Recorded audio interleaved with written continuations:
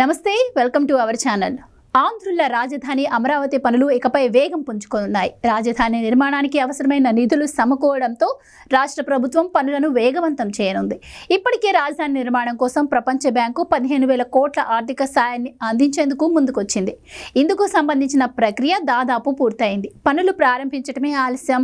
అందుకు తగినట్లుగా ప్రపంచ బ్యాంకు నిధులు విడుదల చేయనుంది. ఇక తాజాగా టిట్కో కూడా ఏపీకి గుడ్ న్యూస్ చెప్పింది. 11,000 కోట్లు విడుదల చేయాలని నిర్ణయం తీసుకుంది. ముంబైలో జరిగిన హడ్కో బోర్డు సమావేశంలో నిధుల విడుదలకు అనుమతి మంజూరైంది. నిధుల కొరత తీరిపోవడంతో రాజధాని పనులు పట్టాలెక్కనున్నాయి. అమరావతి నిర్మాణం విషయంలో ప్రభుత్వం పక్కా ప్రణాళికతో ముందుకెళ్తోంది. అధికారం చేపట్టిన నాటి నుంచే ఇందుకు గ్రౌండ్ ప్రిపేర్ చేసుకుంది. గత వైసీపీ ప్రభుత్వ నిర్లక్ష్యం కారణంగా రాజధాని ప్రాంతంలో పెరిగిన చెట్లు, ముళ్ల పొదలను తొలగించింది. వరద నీటి తొలగింపు కూడా పూర్తయింది. దీంతో ప్రస్తుతం ఆ ప్రాంతం సాధారణ స్థితికి చేరుకుంది. పనులు ప్రారంభించేందుకు అనువుగా మారడంతో కాంట్రాక్టు పొందిన నిర్మాణ సంస్థలు ఇక పనులు మొదలుపెట్టే అవకాశం ఉంది. 2014-19 మధ్య అమరావతి ప్రాంతంలో రాత్రి పగలనక పనులు జరిగాయి.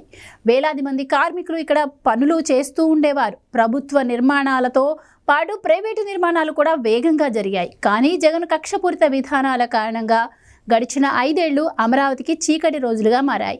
అమరావతి టార్గెట్గా జగన్ చేయాల్సిన కుట్రలన్నీ చేశారు. కానీ తానొకటి తలిస్తే దైవం మరొకటి తలిచినట్లు మళ్ళీ తెలుగుదేశం పార్టీ బంపర్ మెజార్టీతో విజయం సాధించింది. వైసీపీ అడ్రస్ లేకుండా పోయింది. అధికారంలోకి వచ్చిన కూటమి ప్రభుత్వం మళ్ళీ రాజధాని పనుల్లో స్పీడ్ పెంచింది.